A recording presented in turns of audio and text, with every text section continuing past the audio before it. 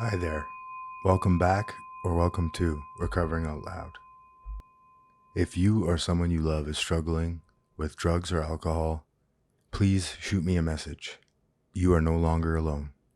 You can send a message to @RecoveringOutLoudPod on all social media platforms, and I will direct you to get you or your loved one some help today. There are plenty of free tools and resources for you or a loved one to get help.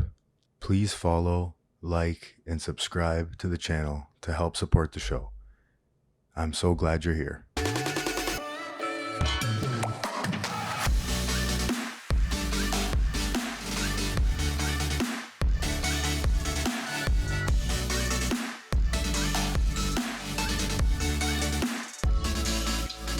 Yeah, it's been a good week, I would say. I think like my higher power, God, whatever you want to call it, throws people, like if I got anything from that conference, from that experience, it was service. I don't know if you, like a lot of people were talking about service and sticking with new people and stuff like that. So it's funny how I come back and all these new people start showing up in my life, in my text messages. And so I think that that's, I'm still new myself too, right? But that's a sign, I think, that I'm supposed to be doing that. I'm supposed to be hanging out with people. The new job I got at the rehab, I'm constantly talking to new people on the phone and parents and stuff like that. So that's been, really good. I'm getting reminded of how good my life is, So, yeah. Brigid, thanks so much for coming down. I appreciate it. I want to tell a little bit of the story about how we met because I think it's important, and the universe has plans for me, I think. I don't think it's a coincidence that I was at the airport coming back from Vancouver, and I needed to charge my phone or my laptop or something. And I went and sat in the one seat where the charger was, and you were sitting right there. And then I had run into a friend of mine who came up to me and started yelling that we were in recovery together, which I think there was a time in my life where, I can't cross my legs, that's not happening. There was a time in my life where I think that really would have bothered me, is somebody like outing my anonymity, but today I really don't care, obviously. As you can see, I really don't care because look what happened. Usually good things happen out of that. And usually people don't come up and, oh, this guy's in recovery, like we're going to make fun of him or put him in the newspaper, like I think is going to happen. So I sit beside you and you look at me, are you in recovery? Yeah, me too. And like what are the chances of that, right? You're from Toronto. And then it ends up that our seats are like right behind each other on the plane. So it was a cool experience of how we met. And I thought, you know what, I got to have her on the podcast because you've been sober quite a while now. Yeah. 12 years. 12 years. 12 and a half Amazing. years. So yeah, that half year is important. Yeah. I agree. I'm not being sarcastic. I really, every time I say I relapsed, like I was like, I had 7.5 years, not 7, 7.5. That was a long, hard half year. Because I don't know, for people like us, maybe you can relate. Like I couldn't even imagine getting a few minutes together at one point in my life. So that half year is a miracle. The day is a miracle, right? So thanks so much for coming. Why don't you tell us a little bit about your story, how you came into recovery and what your life is like today? Thank you so much for having me. I do think that it was a little bit divine, us meeting in the lounge before we got on the plane and then sitting right next to each other. Yeah, and that's kind of like one of the wonderful things I think about recovery and sobriety is the way that it connects me to people and the community that I find. Almost every single one of my friends is also sober. And I love them all so much. And like, I'm so grateful for that. And actually, so the person who got me sober was my best friend from high school. I think I always liked to party. Like I always liked to have fun. It was the first thing that really made me feel a part of the world. I was a nerdy, weird kind of kid. And I was seeking escape before I ever found drugs or alcohol. I often say that the first thing I found was books. I would read obsessively. I would read for hours. I would read till dawn. And it was the one way that when I was 11, I could get out of how I was feeling because the way I was feeling was not good. I remember the first time that I wanted to kill myself, I was like 11 years old. Wow. And so when I got to high school and I made friends and I started partying, it was like my life opened up. And I really feel like at that time, it saved my life. You know, before drinking ruined my life, it got me through when I really didn't have anything else. And it was fun. I think that that's one thing that I like to remind myself of. Like, I can be stupid, but I am not stupid. And I drank because it did something for me. Like, it helped me. Yeah. I needed it, you know? And then I, of course, took it way too far, and it became a problem, and I couldn't stop, and like all of that stuff. But before it hurt me, it really helped me. And so I just, like, I like to party. I like to have a good time. I like to go out. I like to dance. I like to laugh. I like to go woo. I like to take shots. Like, I liked all of that stuff. And it didn't feel like a problem for a long time, in large part because all of the people around me were worse. They were overdosing. They were getting kicked out of school. They were getting suspended. They were having the cops called on them. They were having like bad stuff happening. And I was doing okay, you know? But they all kind of fell away, right? And I think that I was just left as the drunk girl at the party, you know?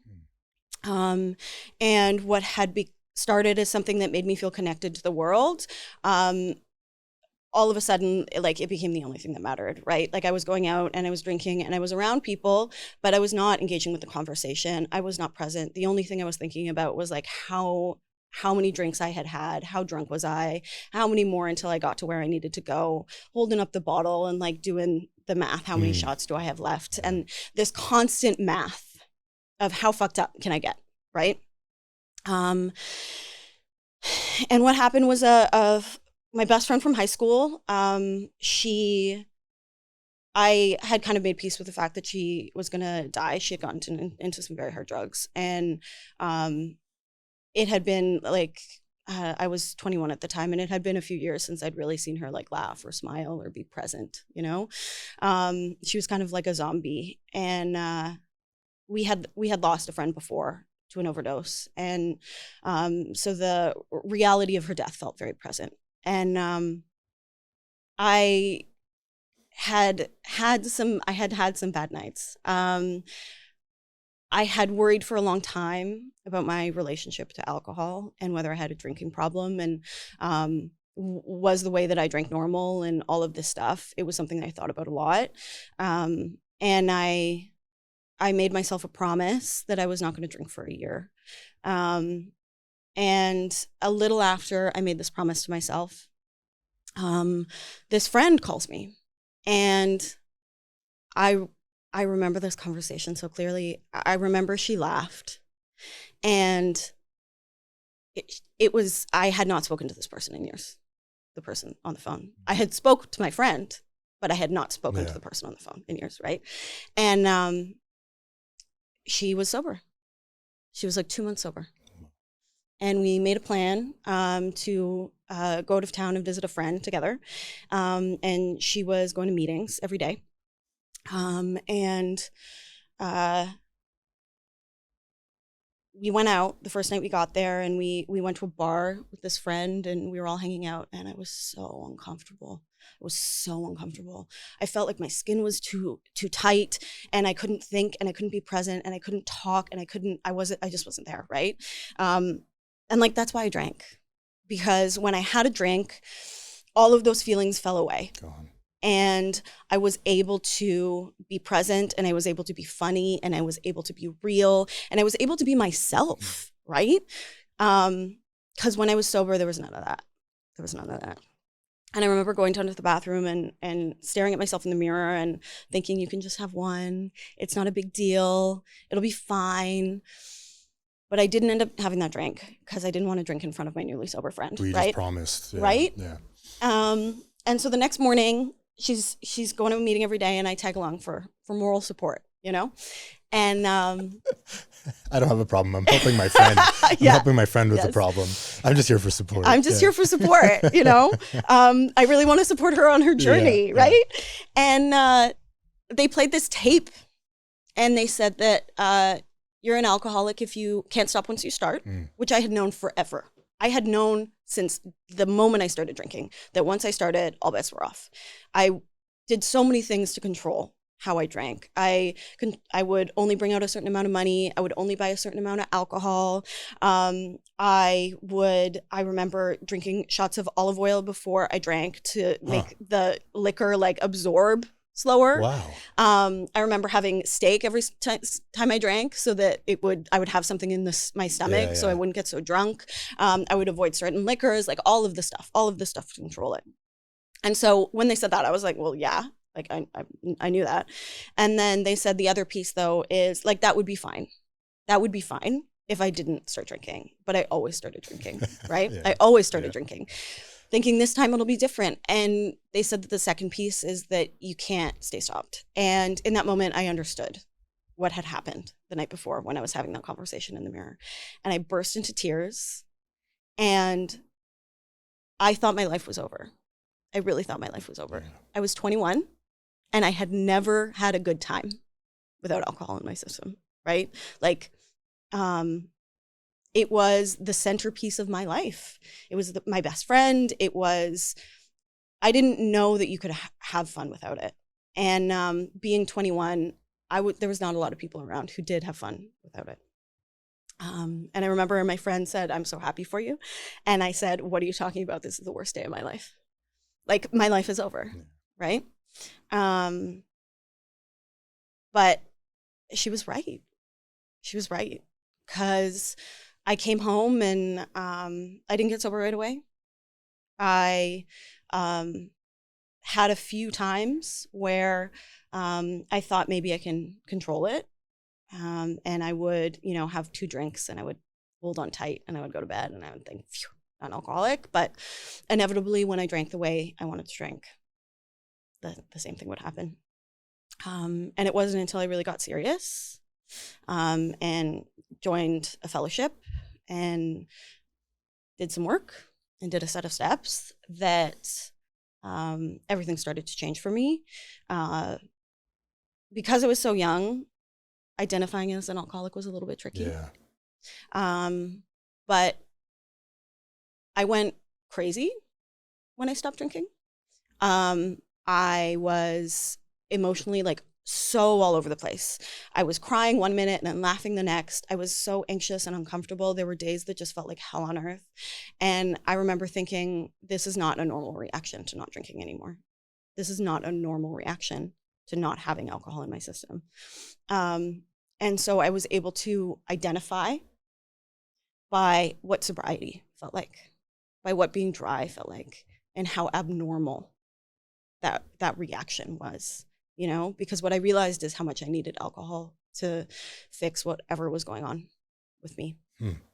Sorry, so you identified with other people or with the fact that maybe I'm an alcoholic because I'm so in, I don't know, combat with myself when I'm sober. Yes, right? the latter, right? Yeah. I think that if I wasn't an alcoholic, then Easy peasy. I would stop drinking and the problems would go away. Yeah. I would feel better, right? Because I would remove the problem and then everything would be good. Yeah. And in fact, what happened is I removed the problem and everything got worse. Yeah.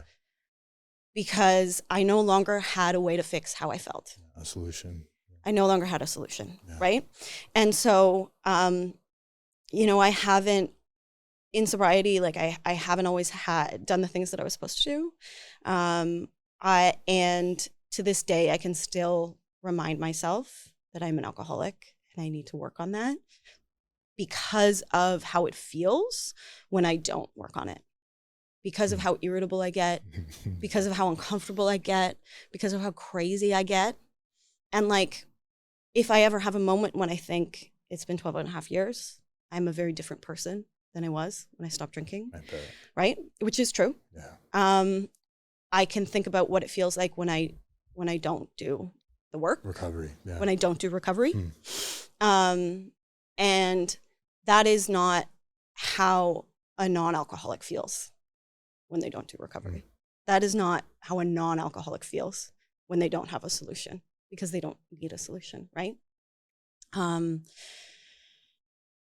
so, The first year was crazy. I did have to be hospitalized because my suicidal ideation was so bad. I think I had two tools in my toolbox, suicide and alcohol. And you took away alcohol, and it was just like, I just didn't want to be here anymore. I just didn't want to be here anymore. But I got the help that I needed for that. And I continued to do the work, and I found that I was able to develop other coping skills, and I was able to, fill the hole inside of me that I had been pouring alcohol all over since I had been like 13 years old, Yeah. Wow. Thank you for sharing that. That was amazing. I needed to hear that today. I think that piece about, I haven't heard somebody say it quite like that but I definitely resonate with that, where it's like, when the average person stops putting drugs, alcohol, whatever the hell, gambling, sex, whatever, in their body, the solution like automatically appears. And it's just like, oh, well, that was close, right? That was a close call. But the way you described, resonating with that feeling of, you take away the drugs and the alcohol, and because I can relate to that when I don't work on my recovery today, and it's not just going to meetings, it's not just 12-step work, there's a whole gambit of things that I have to do, connecting with people, connecting with a mentor in on a daily basis. Even I feel significantly worse when I'm not working on my recovery in that aspect than when I am. It's like it's night and day, right? And so I appreciate you kind of painting a nice picture with that. That's really nice. Yeah. It's like, I can't relate to what all these people are going through when I come in, and I came in at 23. So, 21, I can only imagine, right? Like, you come in and there's all these old people, getting sober and have jobs and cars, and you don't notice like the people in the corners, right? That are like you notice all the people that are coming up and talking to you, and 20 years, that's all I heard, right? It's like 20 years, 30 years. I'm like, why are you still here, man? Like, why are you still coming here? Right. That was my first reaction when I came in. And so I was always taught to notice the similarities and not the differences, right? That's something that I struggle with today, because it's very easy to look at the differences, right? You mentioned getting outside help. I think that's really important in recovery too. How did you go about doing that? Like, how did you even know you needed that? When did you come to a point in recovery where you're like, maybe there's other bases I need to cover and not just this drinking problem? I mean, what happened was I wanted to die so badly. Fantasizing about killing myself was the only thing that gave me relief in that moment, right? And the hysterical crying would start when I thought of all the reasons I couldn't do it. And what that meant about having to continue to feel the way that I was feeling. And so I called my dad, and I said, like, I need to go to the hospital. And so we went to CAMH, and they admitted me, and I got some time to kind of level out. And, I have done therapy on and off over the years. The program, 12-step fellowship, doesn't fix everything. Yeah. Sometimes, though, like, it gets me to the door. Yeah. I think that it can show me where I need to go. And like, that's the power of it. Yeah, absolutely. And then somebody else takes it from there. But it can't fix everything for me. Yeah, it's a good point though. It kind of shines light though on these problems, and it's like, I can't be the only one going through this, right? I can't be, I've learned that today is like, whatever I'm going through, somebody has done it, gone through worse. I've come to realize that, the longer I stay sober. I resonated a lot with, hanging out with people that, were worse than you. We kind of choose these like lower companions, as it says, right? And how did you find the new community in recovery, especially at the age of 21? Like, what did you do for that? How did that happen? Well, the hilarious thing is that, like, actually a lot of those people ended up also in program. That's great. Yeah. Also in program. Yeah. A new person would walk in the door and we'd be like, hey, nice to see you again. Yeah. But at that time, there were a lot of young women getting sober. And that was the thing. Like I thought my life was over, and really it just began, because we would go out dancing, we would go to concerts, we would do stuff, and I was not doing stuff, right? I remember the first time I went to a concert, and I remembered the end of it, and I was like, oh, this is like so much better. Yeah. This is so much better. Because yes, I was sober, but I was also 22 by this point. And so that meant having fun and getting out there and doing things and staying up till 4 a.m. and drinking too much Red Bull and like all of the stuff.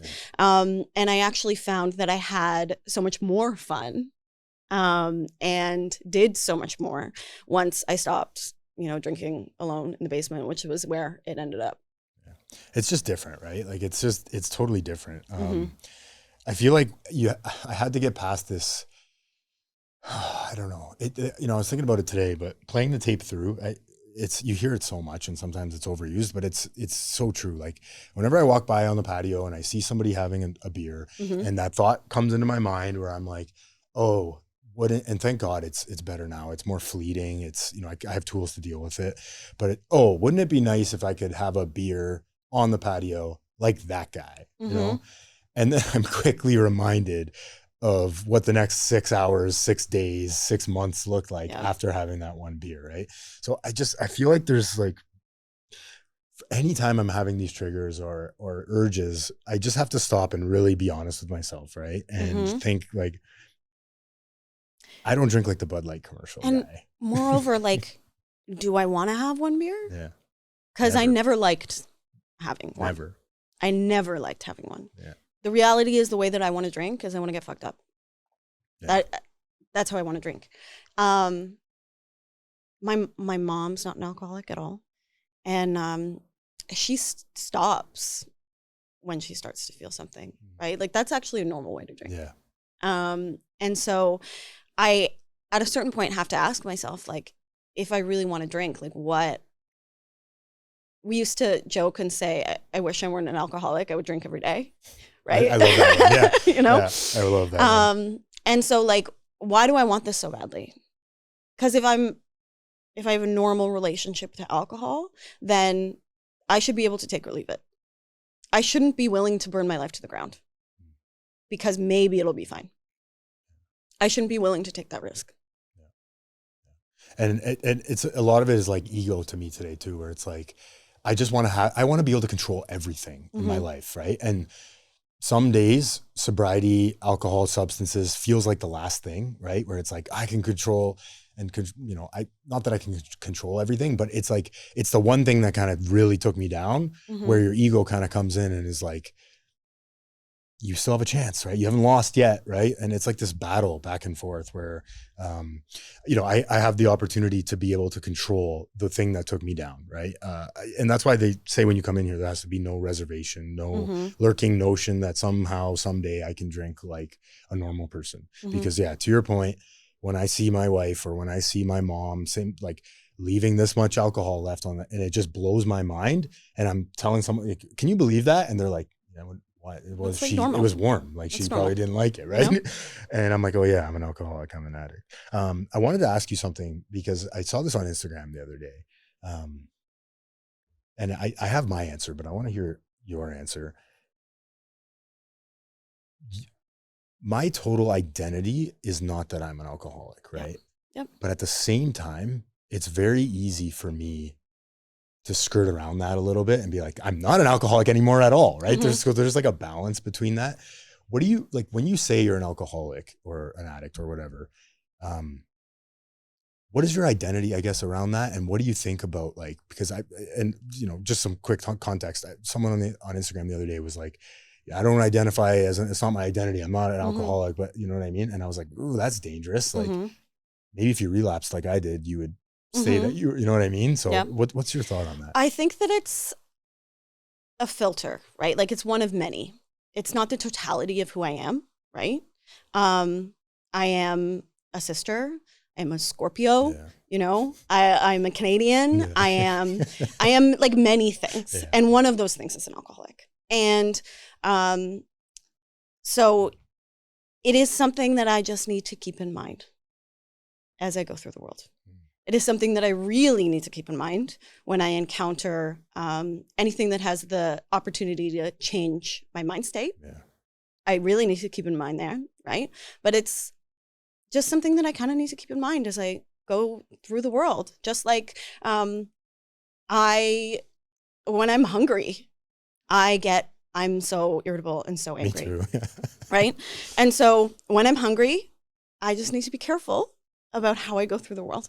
You know, it's a piece of me. It's not all of me, but it is a piece of me that needs to be present on a low level, kind of all the time.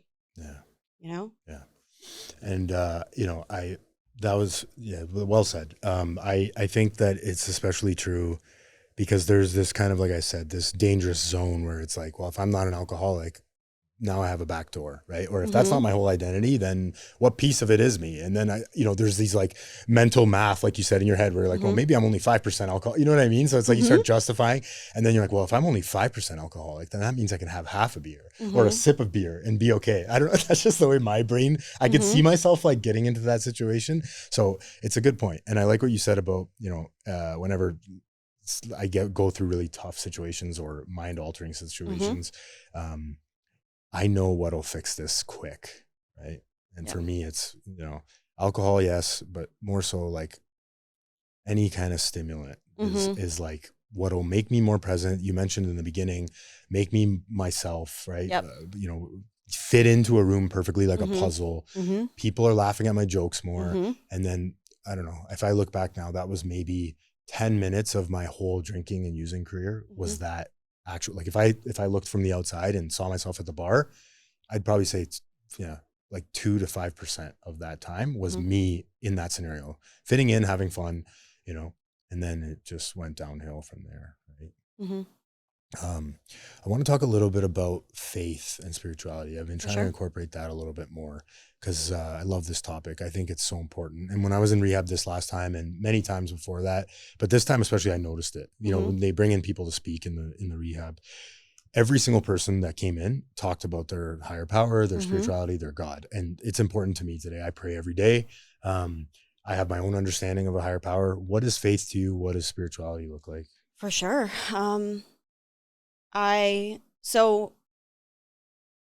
I've recently been on a little bit of a journey with it. I think I got sober and I had a very uncomplicated relationship with my higher power, where I believed that kind of everything happens for a reason and it'll all work out and it's all for the best and kind of all of those things, right? And that was proven by this experience of this thing that I thought was really terrible, getting sober, right? And it being amazing in the end. And then, not getting a job and getting a better job and like kind of experiences like that, where there was a disappointment and then something better happened. And then when I was, I got married to somebody I met in the program, and it was very wonderful for many years. And then he relapsed. And that set off over like several years of, things would improve and then there would be another relapse and things would improve and then there would be another relapse. And things got very bad. Things got very, very bad. And I got really, really far away from my higher power and from my sponsor. I think that I couldn't admit to anybody else what was going on because then I would have to admit to myself. Yeah. And if I admitted to myself what was happening, then that would mean that my life as I knew it was over, right? Because then some big things were going to have to happen.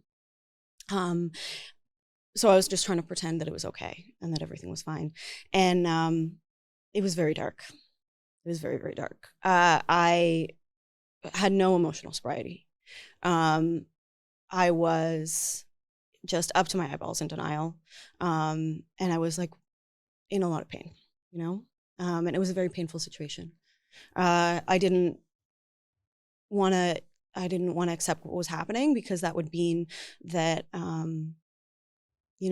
my greatest fears would come true. And, they did, right? Like we ended up separating and divorcing, and God, it hurt just as much as I thought it would. It hurt just as much as I thought it would. My life, like we had been together for like 9 years. Oh, wow. And we had a life together, and we got together quite young, and every piece of furniture I owned, we had bought together. And every plan I had ever made for my life, we started dating when I was about a year sober, we had made together. And I had made with him in mind, right? And so it was this experience of like, I had felt in many ways like starting over, with my life. Yeah. Right. God, and it was so painful. Yeah. It was so painful. He's okay. He's okay. But we did get divorced. I think that too much happened. I'll say that. And so, I walked away from that. I will always love him. I wouldn't be the person that I am today without him. He is a wonderful person. And I wish the best for him always. And I do not regret getting married to him, because that's so much part of my journey. And there's so many things that I wouldn't trade. But at the same time, it was maybe the worst thing that ever happened to me, that divorce. And so I was in this place where, my life had fallen apart really in some devastating ways. And at that time, I had some friends who experienced a really terrible personal tragedy, and some other friends who had some really great losses, and I felt like God couldn't help me, because I think that it's easy to say that it all happens for a reason when it's a job, or even when it's a divorce, right? Because with both of those things, there's a possibility of something better coming along, right? Maybe there's another better job out there. Maybe there's another relationship or a marriage that will be a better fit for you, and fit for him. That's what I was right. For him, And everyone will be okay, and everyone will be better off. But when somebody dies, especially when that person is young, there's no, this is better. It's not better. It's terrible. It's tragic, and something was said to one of those friends that experienced this tragedy, which was, maybe God said to. And I think that kind of became the cornerstone of the higher power that I would develop, which is not a higher power that grants my wishes, which we always knew, right? Yeah. But a higher power that is inside of me and is with me along for the ride. And I had this experience when I got sober of my perspective changing so greatly that it felt like reality shifting. Yeah. Right? There were things that I thought were so clearly one way, and I got sober and I did some steps and I did some work, and all of a sudden the ground shifted and it looked completely different. Yeah. It felt like the facts of the situation were different, right? And I think that is where my higher power lies, in that power, right? Yeah. In the way that connecting with my higher power can change how I feel about the world, and I believe that it's in other people as well, right? That this is something that's maybe inside all of us. And so connecting with my higher power now doesn't mean that anything's ever going to be different. Maybe another better job won't come along. Maybe another relationship won't come along. Maybe another thing won't come along that will make this all for the best. But I will feel joy again. No matter what happens, I will laugh again, right? No matter what happens, there will be good things again. And today I feel so connected with my higher power, and I feel so much joy and happiness, not when I get good feedback at work, or I get to go on a trip, or these big wonderful things happen. It's instead when I look up and there's a really beautiful sunset, or I'm out for a run and I'm loving the song and I feel really fast, and it's this moment that's just so good, right? Or I'm with friends and we're laughing and I feel so connected to them and I feel so much love. Both, I love them so much and I feel so loved by them. And I think that my life is so full of these moments, right, of joy that are free, that are cheap, and that are here all the time. right? Like when I cuddle with my cat and she's like purring and it's so like, it's so wonderful, Yeah. right? Or it's a beautiful summer day and it's so hot and we go and get ice cream and it's just like nice to be on earth. And I think that my higher power, like connecting with my higher power today, means seeing and engaging with those moments, Noticing them, noticing them, and like really being present for them and really savoring them and letting them mean something, you know? And who knows about all the rest, but like that I can do. And I think that my higher power lets me be there for those moments and lets me be present for those moments. And like, I connect every day with my higher power in hopes that I will get to live a life that I am grateful for, that I am present for, where I show up for people, where I'm proud of myself, and that's like full of love, you know? I love that.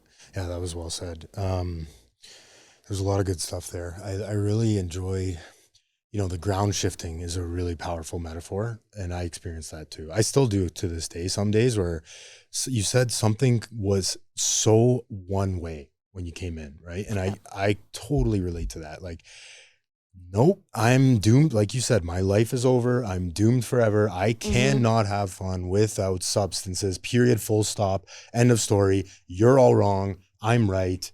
And then I come into recovery and wait, I could do that sober. Wait, you can have fun. So wait, you can do this. And all these things start to, and slowly it doesn't, for me at least, there wasn't a moment where it was like everything just changed, right? It was very slow. And I understand that some people do have those experiences. I'm sure I've had them here and there, but nothing like completely earth shattering where I was like a new man all of a sudden. It's slowly in my experience over time. One more sunset. That's a beautiful one too, because I can really be present. If I just leave my damn phone at home, I can be present in those moments and really enjoy them. One sunset at a time, one hug at a time, I used to hate cats and then I had to babysit my sister-in-law's cat and it purred on me one time. And I was like, this is actually really nice. It's so good. It's so good. I took a video of it. I was like, this is really Or nice. you come home and your dog is so happy to see you. You're like, what? Me? Yeah. I'm a piece of shit. Why are you happy to see me? I think that life is so full of those like just tiny moments and you get used to them and it's so easy to skirt by them. So easy. It's so easy to skirt by them, but like, that's what it's about. Yeah. That's what it's fucking about. Yeah, absolutely. How do you tap into them? I think that I try really, really hard to be, this has been a project, like being present for this stuff has been a project of the past couple of years, right? Of really like wanting to be there for those. And gratitude lists are a big part of it,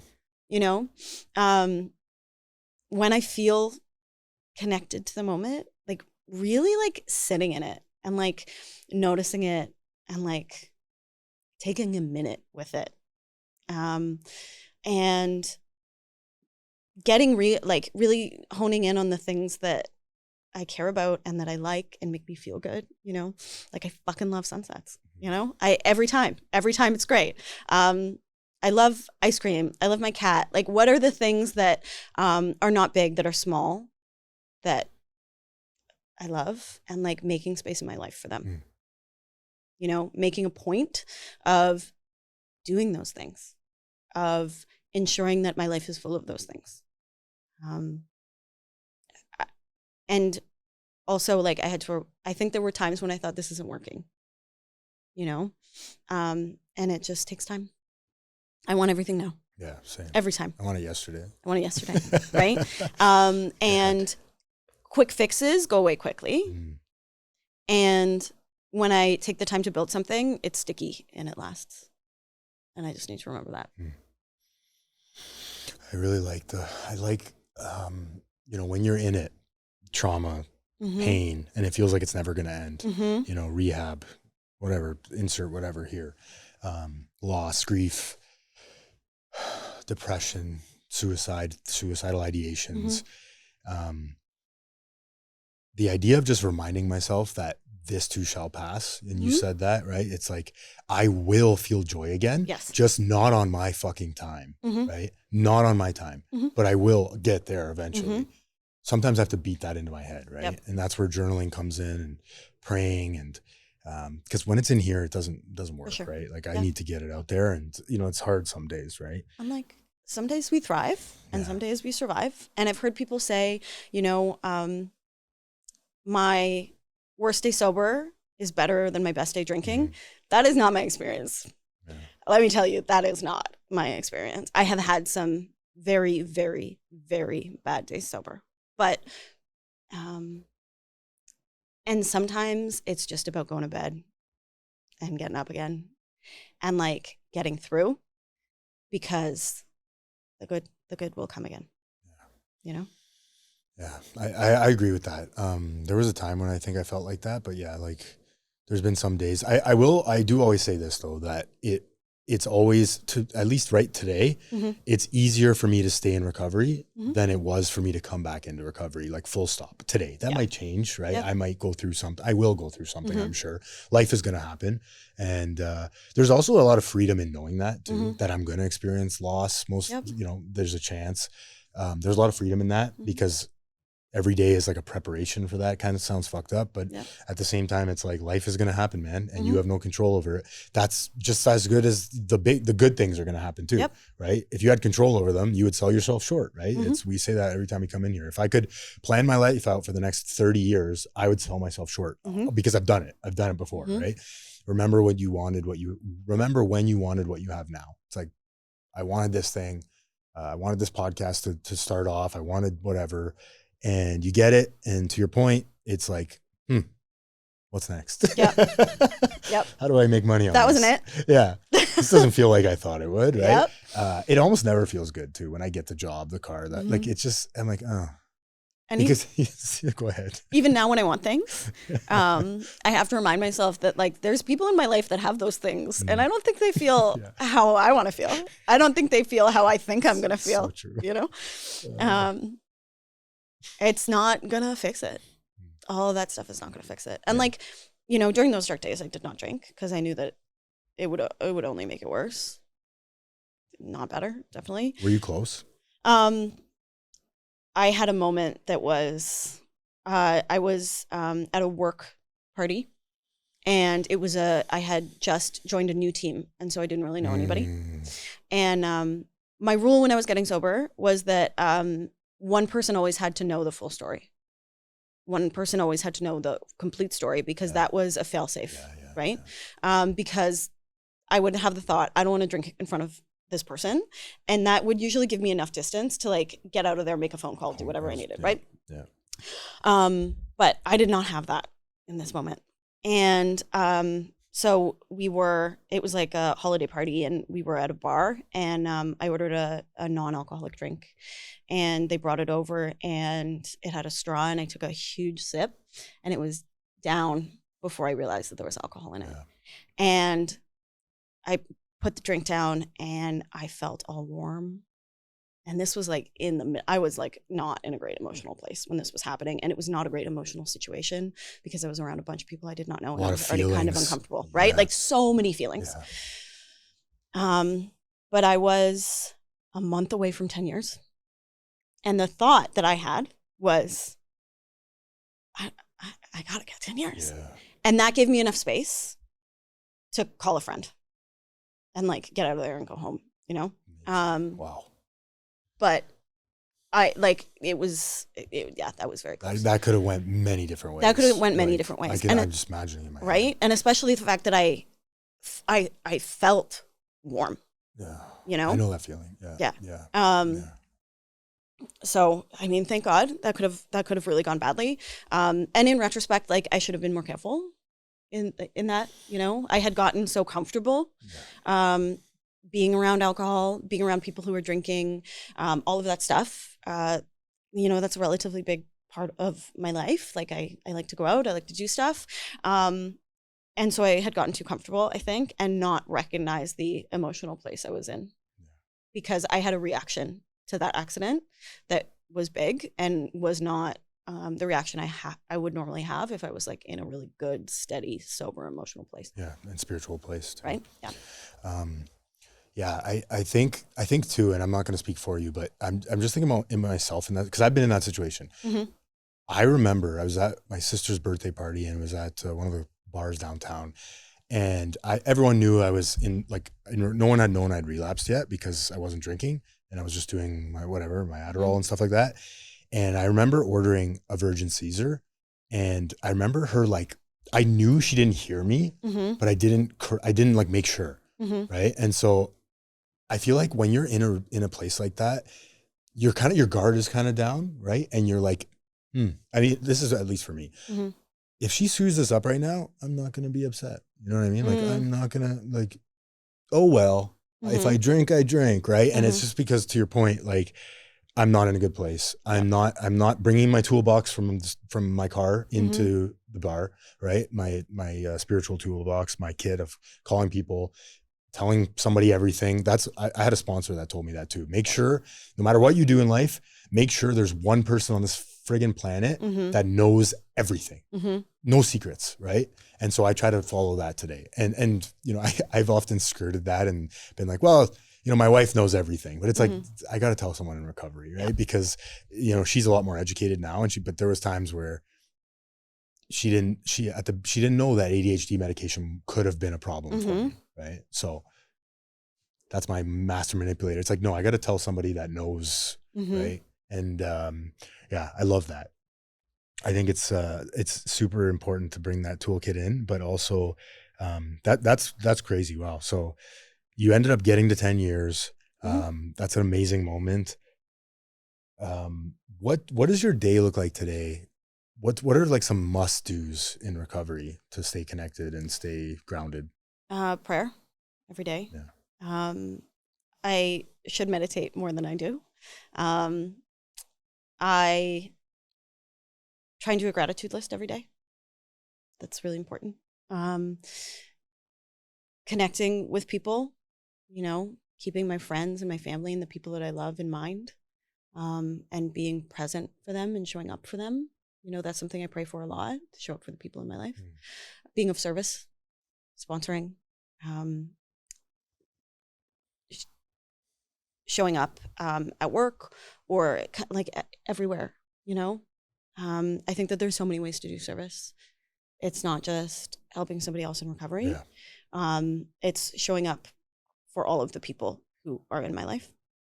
A really big thing is trying to be the person I want to be, right? And like figuring out what I value and what matters to me and like embodying that in every moment. That is as much part of daily recovery as anything else. Absolutely. I think, you know, really making an effort to show up as my best self every day in all areas of my life. And then, you know, doing the work, doing step work, going to meetings, things like that. Yeah. I think sometimes I have to, you know, just service can be as simple to me today as like, I'm not going to bring my phone to dinner, right? Because that's something I've been struggling with. It's been voiced to me by people in my life. Like, hey, you've been on your phone a lot in public. And that's that's not me showing up at all. Right. So showing up could be as simple as just for me, leaving my phone in the car and being available, being present, like you said, being the brother, son, husband that I want to be. When I first came in to recovery, I had a sponsor say to me, just always, you know, what kind of man do you want to be? And do your actions reflect that? Right. If I ask myself that every day, like, I'm in the right direction. You know, I'm not perfect. I'm nowhere near perfect, but I'm making progress, not perfection, like you said. The other thing too that you mentioned, I wanted to touch too on the perspective change, because that's so important. Have you been able to help anyone that's gone through what you've gone through? Has that opportunity presented itself yet? Nothing really specifically that's mine, but I do think that the feelings are so universal. Yeah, absolutely. Right. Yeah. And so I think that I've been able to help people who have experienced real bottoms in sobriety, who have experienced the feeling of their life falling apart in sobriety, or who are struggling with their sense of a higher power because things that have happened that have like rightfully shaken the idea of that, you know? So I think that those are areas where I've been able to like bring that forward. But my experience is a pretty specific one. And so it's not necessarily the same as like, you know, I remember getting sober and people would say, I know exactly how you feel. And I believed them. Yeah. And they would say, I feel better. And I believed them. And it was like a weight off. I haven't necessarily had that same specific experience with this. But I do think that there's a nuance that experience has taught me. I no longer prescribe to like a really rigid idea of what recovery looks like. Yeah. I think that what I've learned from that experience is just like how much things can go wrong and you can still be okay, you know? And how much you can do the wrong thing, which I did do. Like I did so many of the wrong things, you know? I was so, I was in denial and I was so controlling and I was so codependent and I was so much of all of these things, you know? And like, it's okay. It's okay. It's not ideal. It's not the best thing, but like, it's okay. It happens, you know? There's, I think, a lot of freedom that I found in that experience. It's taught me how to be chill in a way that I was not capable of before, you know? I think that for many years I was a perfectionist. I was very anxious. And that kind of beat it out of me, right? Because like it felt like the worst happened and I got through it. And so that's a great lesson that like really bad stuff can happen. And if I can get through that, I can get through anything. Absolutely. Right? Like, I think I really learned this too, from my wife going through it, like me in addiction. I mean,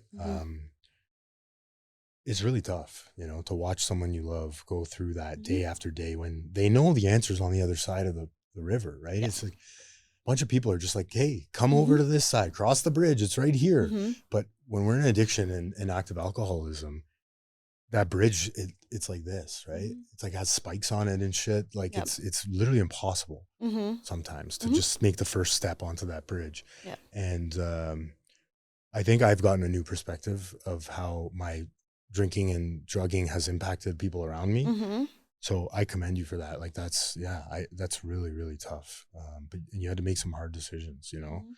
But to my earlier point is like, let's go. What else you got? Like, what, you know, I could do anything now. And right? I mentioned earlier that like, save for my family, like basically everyone I love, everyone, almost all of them are addicts or alcoholics. And they're so fun and wonderful. Yeah. And I love them so much. And also they're sick, right? Like they're sick. We are. I'm sick, yes, right? We're all sick. And so sometimes things get crazy, you know? And that's just kind of how it is, you know? It's not wellness. Yeah. As long as like you said, some days I'm gripping the steering wheel some days. Oh, absolutely. And I love what you said. It's like, as long as I can put my pillow on the head tonight sober, I've done my job. Yep. Tomorrow's going to be different. It might not be better, but it'll be different. Yes. Right? Love it. Oh, it's beautiful.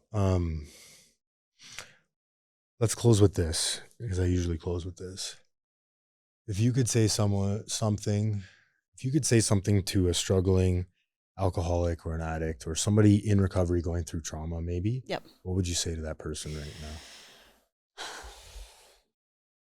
So I would say that I think that in my very worst moments, I would have done anything to feel better. I would have done anything to feel better. But I had no idea what anything was. I had no idea what to do. And so I think if you feel like that, if you feel like you would do anything to feel better and to like not feel this pain anymore, there is something you can do. There is a solution, you know? It exists, recovery exists. It's simple, but it is not easy. but like you don't have to live in that pain anymore. Getting sober was the hardest thing I ever did, but it's also the thing that I am most proud of. It is the most important thing in my life. It is the kind of cup from which everything else flows. And